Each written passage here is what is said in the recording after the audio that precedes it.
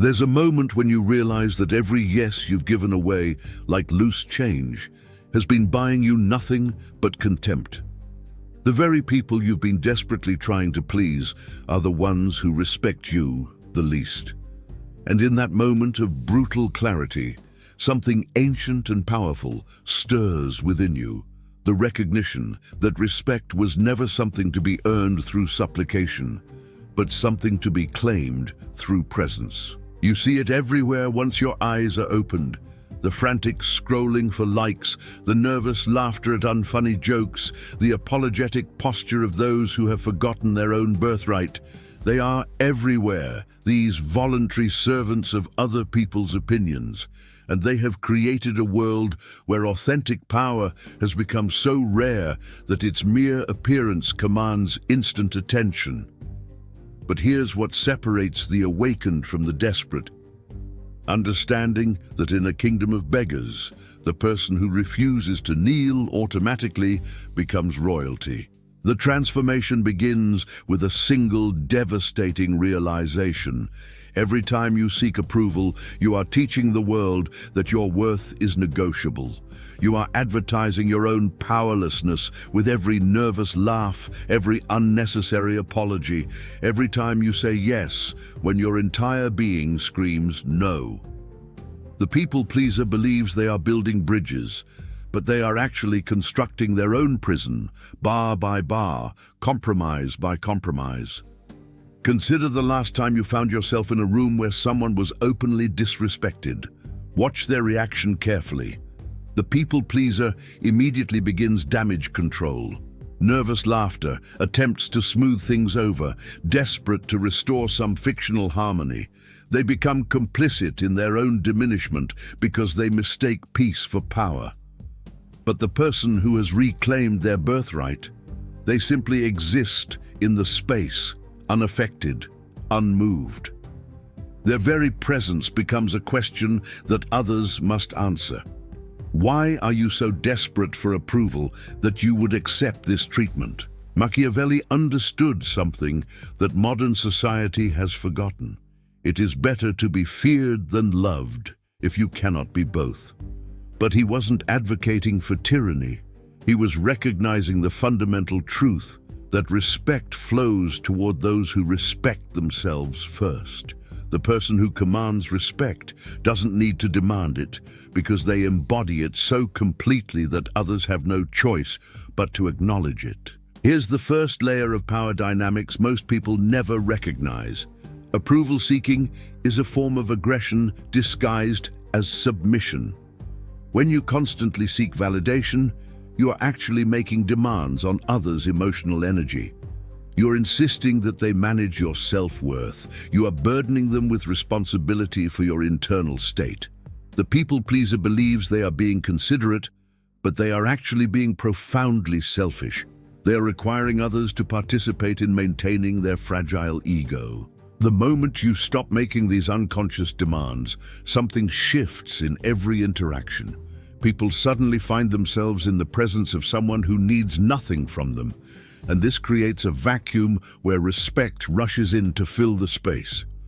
Let me show you exactly how this looks in practice. You're in a meeting. Someone interrupts you mid-sentence to insert their own idea, one that's clearly inferior to what you were presenting. The people pleaser's response, nervous laughter, "Oh, that's interesting too," and then desperately trying to regain the floor. The awakened response, complete silence. You simply stop speaking and look at them with the mild curiosity you might reserve for a child who has just walked into an adult conversation. You don't fight for your space. You embody it so completely that their interruption becomes glaringly inappropriate. After the silence has done its work, you continue exactly where you left off, as if they hadn't spoken at all. The psychological effect is immediate and devastating. They have just learned that your attention is not a given. It's a privilege. They have learned that your words carry weight because you don't scatter them carelessly.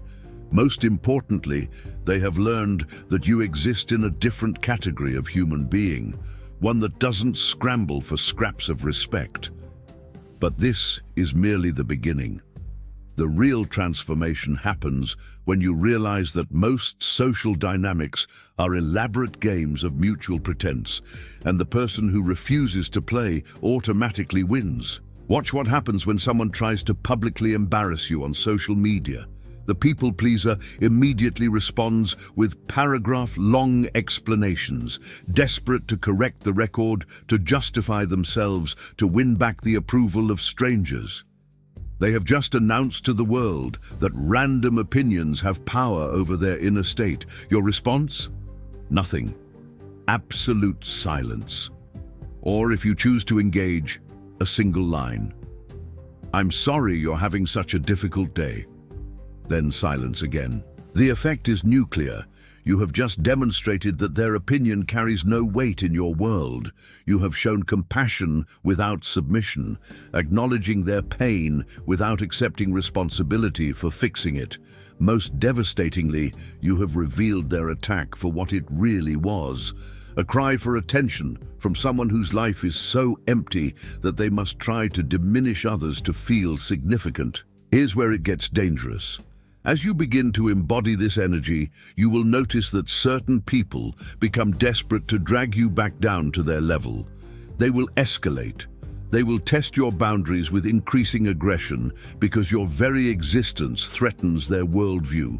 A person who needs nothing from them is incomprehensible to those who spend their lives in constant negotiation for scraps of approval. This is where Machiavelli's deeper wisdom becomes essential. Since love and fear can hardly exist together, if we must choose between them, it is far safer to be feared than loved. The person who has reclaimed their power doesn't seek to be feared, but they are not afraid of being feared.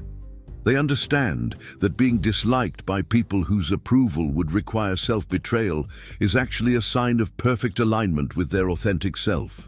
In intimate relationships, this principle becomes even more powerful and more delicate.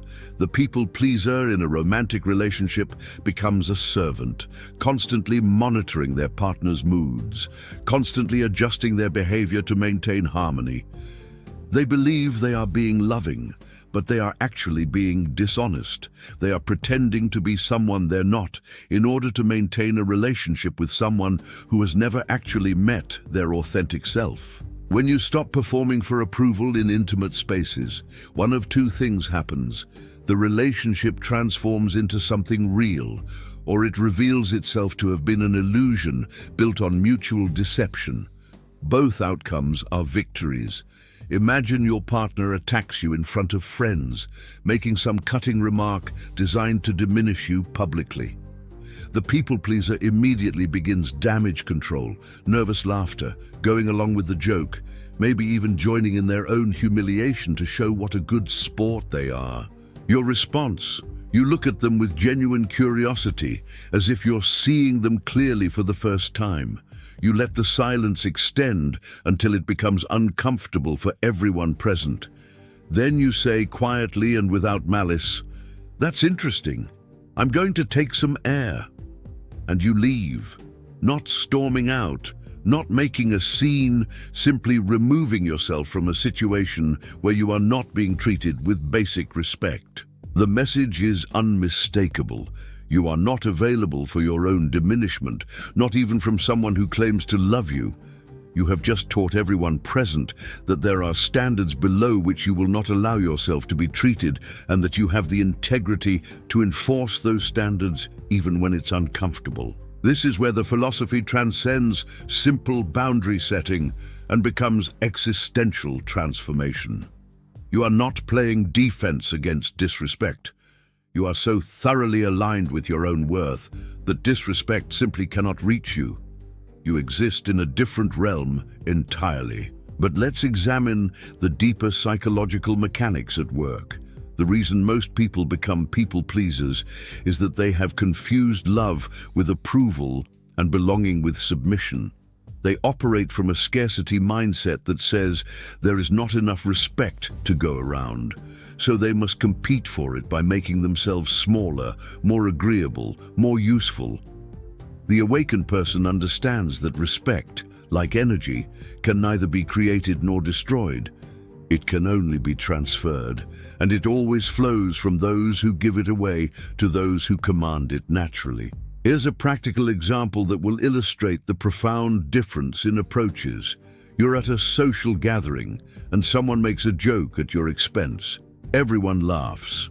The people pleaser has several options, all of them involving self-diminishment. Laugh along. Make a self-deprecating comment to show they're a good sport, or try to redirect with another joke. Your response reveals an entirely different relationship with power. You smile slightly, not at the joke, but at the desperation it reveals. You let the laughter die naturally, then you say, "I can see this is really important to you," and shift your attention to someone else entirely. You have just accomplished something remarkable. You acknowledged their attempt without validating it. You showed that you see their behavior clearly without being affected by it. Most importantly, you demonstrated that your attention is selective. They have just lost access to it. The room shifts. People suddenly realize they are witnessing a different category of human interaction. The person who made the joke has just learned that cheap shots don't work on you, not because you defend against them, but because you exist above the level where they operate. This is where Machiavelli's insight about mercy becomes relevant. Men judge generally more by the eye than by the hand, for everyone can see and few can feel. Everyone sees what you appear to be, few really know what you are. The mercy of a powerful person is more terrifying than punishment because it reveals the vast gulf between their capabilities and what they choose to express. When you respond to aggression with calm clarity rather than reactive defense, you reveal that you could engage at their level, but choose not to. This choice, made visible, becomes more devastating than any counterattack because it demonstrates true power, the ability to remain unmoved by others' emotional turbulence. Professional environments become laboratories for these dynamics. The people pleaser in a workplace constantly seeks to prove their worth through overwork, over-apologizing, and over-accommodating. They volunteer for extra projects, stay late, and absorb blame that isn't theirs. They believe they are demonstrating value, but they are actually advertising their low status. When someone publicly questions your competence in a meeting, the people pleaser immediately launches into defensive explanations, providing receipts and justifications. You simply say, "I'm confident in my work," and move on. No elaboration, no justification, no defensive listing of accomplishments. The statement stands alone, requiring nothing from anyone. The psychological effect is immediate. A person who needs to defend their competence has just announced that it's questionable. A person who simply states their confidence has demonstrated it. The difference between these two responses creates vastly different realities. Here's where the transformation becomes truly dangerous to existing power structures. When you stop participating in the elaborate theater of approval seeking, you reveal how much of social interaction is based on mutual delusion. You become a walking reminder that most people are living in voluntary servitude to opinions that don't matter. This revelation makes some people incredibly uncomfortable. They will escalate their attempts to drag you back into the game because your very existence challenges their worldview. A person who needs nothing from them is incomprehensible to those who spend their lives in constant negotiation. Watch what happens when a group decides to collectively exclude you, the modern adult version of playground politics. The people pleaser immediately begins damage control, reaching out to individuals, trying to understand what they did wrong, apologizing for things they may not have even done, desperately attempting to restore their place in the group. Your response reveals a completely different relationship with belonging. You notice the exclusion without being diminished by it. You might observe with genuine curiosity, interesting how tribal people become when they feel threatened, and then you simply continue existing at the same level of self-respect you maintained before. The effect is profound. You have just demonstrated that their approval is not required for your continued existence at full power. You have shown that you understand their behavior without being controlled by it. Most importantly, you have revealed that you operate from an abundant mindset. There are always other people, other opportunities, other connections available to someone who exists at full authenticity. This abundance mindset is perhaps the most crucial element of the transformation. The people pleaser operates from scarcity. They believe that if they lose this job, this relationship, this social circle, they will be left with nothing.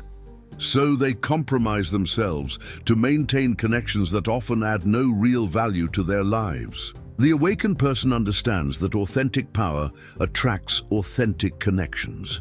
When you stop contorting yourself to fit into spaces that require your diminishment, you naturally attract people who appreciate your authentic presence. The quality of your relationships improves dramatically as the quantity of shallow connections decreases. But here's where the philosophy becomes complex. This transformation is not about becoming indifferent to others or callous to their needs. It's about distinguishing between genuine care and performative caring, between real connection and transactional relationship maintenance. When someone you genuinely care about is struggling, you offer presence and support without losing yourself in their crisis. When someone is simply using emotional manipulation to control your behavior, you recognize the pattern and refuse to participate. The difference is not in your level of compassion, it's in your wisdom about when and how to apply it. Machiavelli wrote, "The lion cannot protect himself from traps, and the fox cannot defend himself from wolves. One must therefore be a fox to recognize traps, and a lion to frighten wolves." The person who has reclaimed their power learns to navigate with both wisdom and strength, recognizing manipulation while maintaining the ability to respond with appropriate force when necessary. In romantic relationships, this balance becomes especially critical. The people pleaser in love becomes a servant, constantly monitoring their partner's moods, constantly adjusting their behavior to maintain harmony. They believe they are being loving, but they are actually being dishonest. They are pretending to be someone they're not, to maintain a relationship with someone who has never actually met their authentic self. True intimacy requires the courage to be disliked. It requires the willingness to be yourself so completely that your partner has no choice but to respond to your authentic presence rather than to a performance designed to please them. When your partner criticizes something fundamental about who you are, not your behavior but your essence, the people pleaser immediately begins internal negotiations. Maybe I could change this about myself. Maybe they have a point. Maybe I'm being too sensitive. Your response reveals an entirely different understanding of love. I hear that this bothers you, and I understand you would prefer I be different in this way. This is who I am. No defensiveness, no counterattack, no negotiation. Simply clarity about the reality of who you are and your commitment to remaining authentic. This response creates a moment of truth in the relationship. Your partner must decide whether they want to be with the person you actually are or continue trying to reshape you into someone you're not. Both outcomes serve the relationship. Either it becomes real or it reveals itself to have been an illusion. The fear that drives people pleasing is always the same. If they see who I really am, they will leave. The awakened person has made peace with this possibility. They understand that anyone who would leave upon discovering their authentic self was never truly connected to them in the first place. This acceptance creates paradoxical attraction. People are drawn to those who need nothing from them because it's so rare in a world full of hidden agendas and unspoken expectations. The person who is completely comfortable being alone in their authentic self becomes irresistibly attractive to others who are searching for genuine connection. But let's examine what happens when someone tries to shame you for your newfound boundaries. This is perhaps the most common attack on people who stop participating in approval-seeking behaviors. You'll be called selfish, difficult, cold, arrogant, a full arsenal of labels designed to guilt you back into compliance. The people pleaser immediately begins internal auditing. Maybe I'm being selfish, maybe I should be more considerate, maybe I'm overreacting. They allow others to define their reality for them.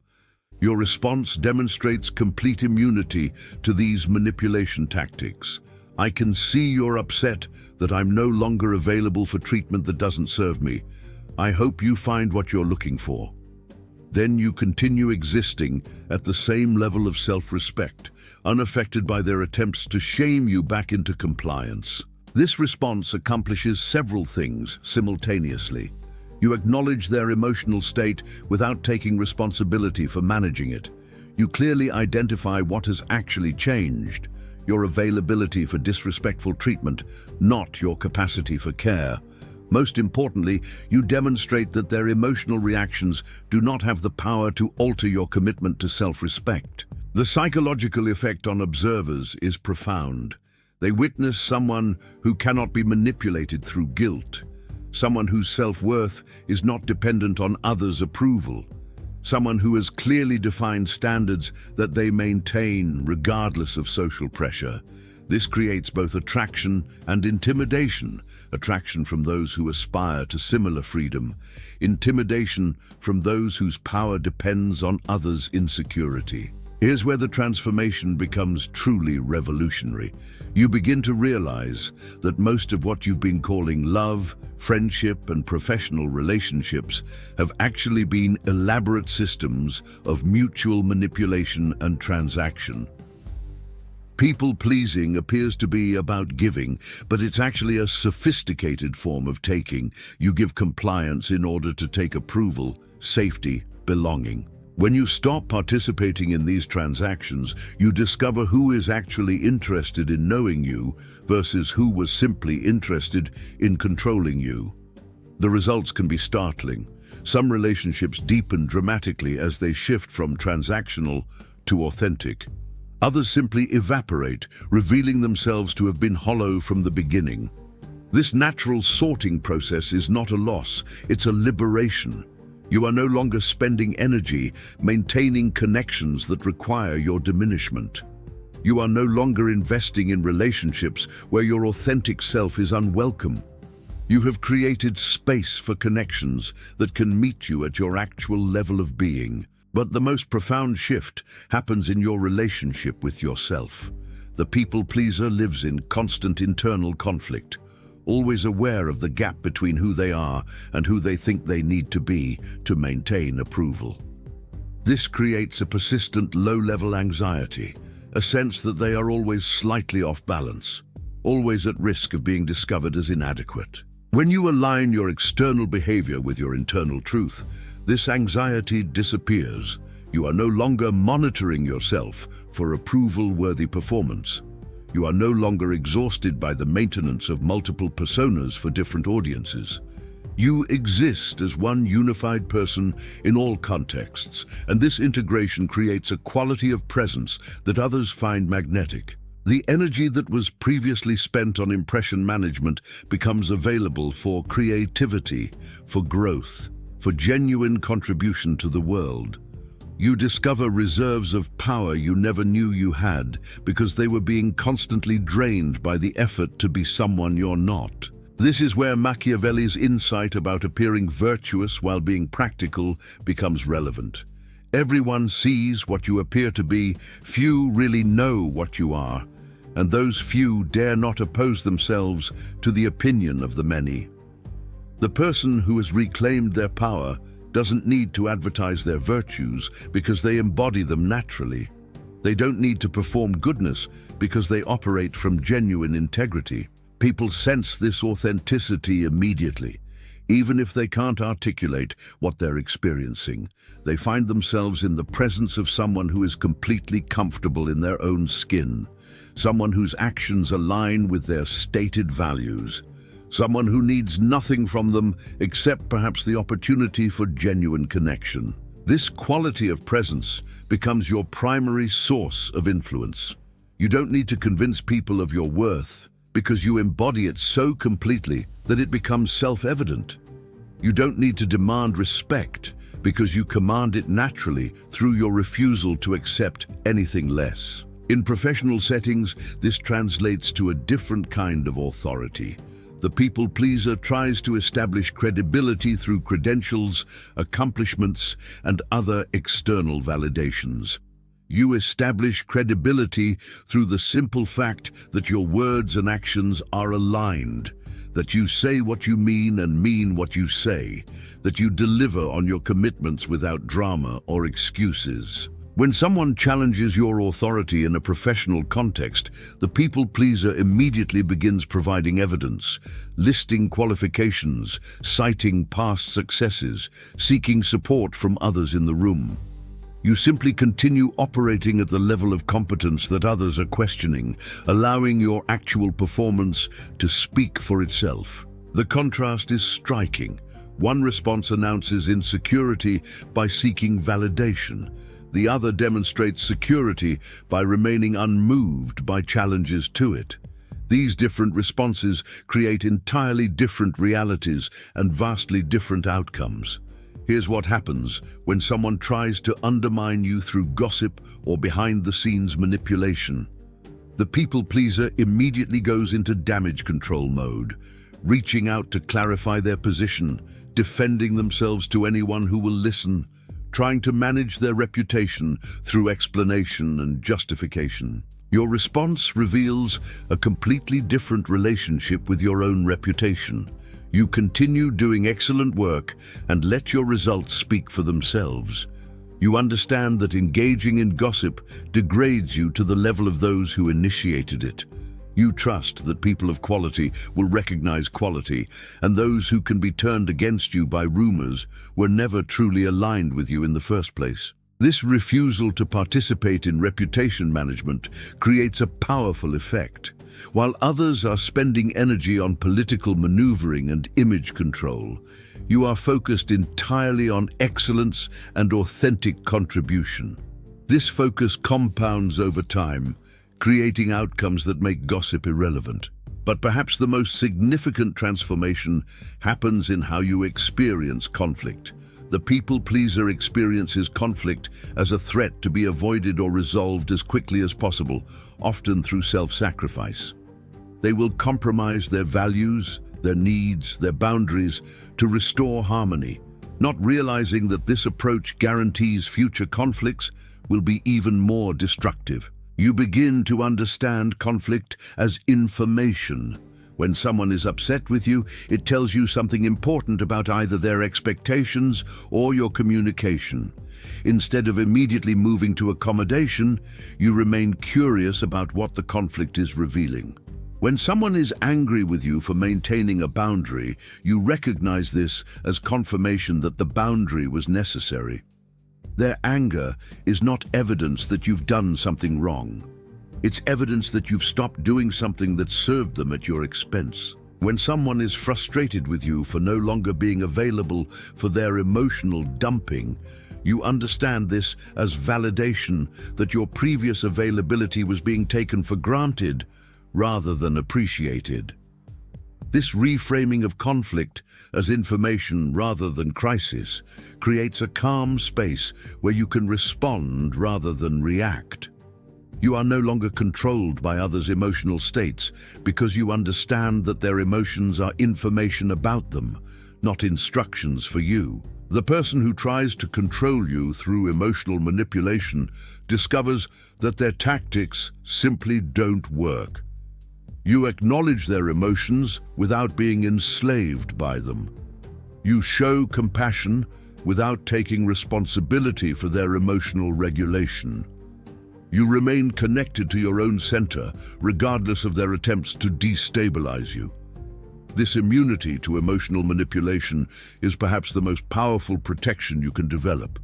It allows you to remain caring without being controlled, compassionate without being complicit, connected without being consumed. As this transformation deepens, you begin to notice something remarkable. The quality of people who are drawn to you changes dramatically. The takers, the manipulators, the emotional vampires gradually fade from your life because you are no longer available to be used.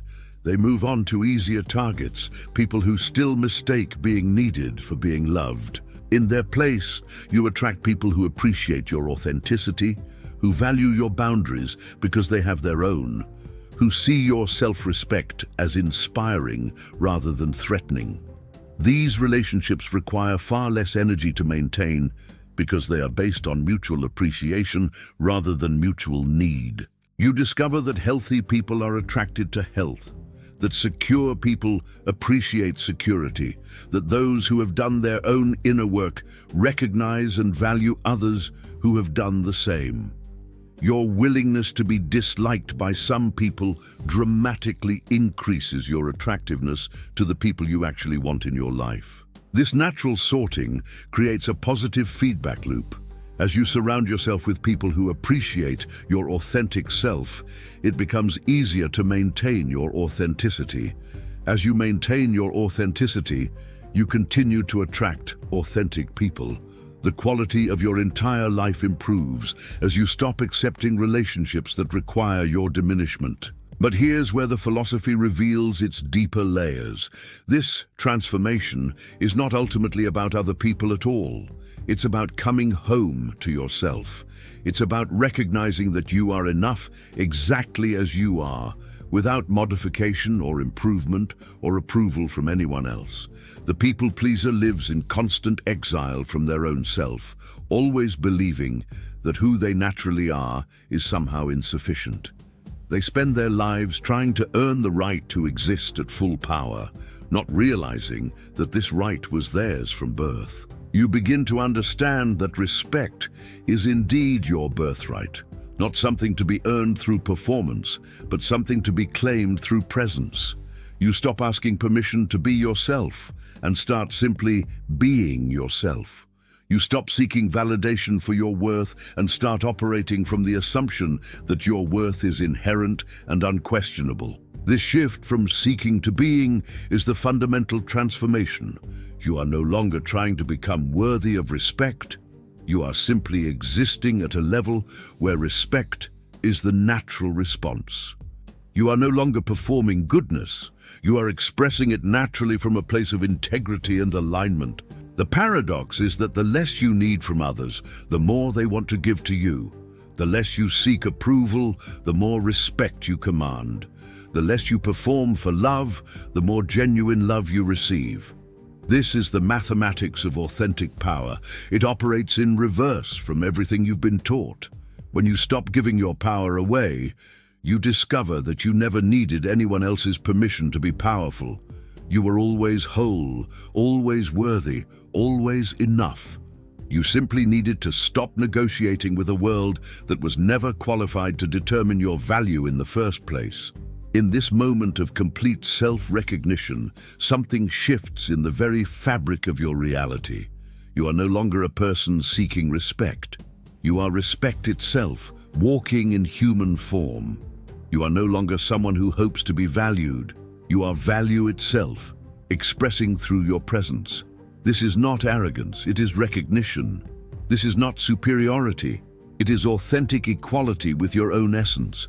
This is not defiance, it is alignment with the truth of who you have always been beneath the layers of conditioning and compromise. And in this recognition, everything changes, not because you become someone different, but because you finally stop pretending to be someone you're not. Not because you gain new power, but because you stop giving away the power that was always yours. The world doesn't change.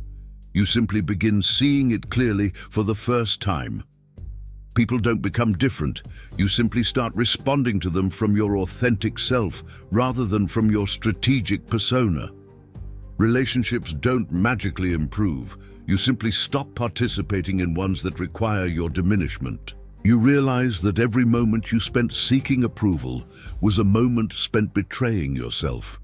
Every time you compromised your truth for someone else's comfort, you were teaching them that your authenticity was negotiable. Every time you accepted disrespect to maintain a relationship, you were advertising that you didn't believe you deserved better. But now you know better. Now you understand that respect is not something you earn, it's something you embody. Now you recognize that your worth is not up for debate, not subject to others' opinions, not dependent on external validation. You are respect incarnate. You are worth personified. You are power reclaimed and dignity restored. And nothing will ever be the same.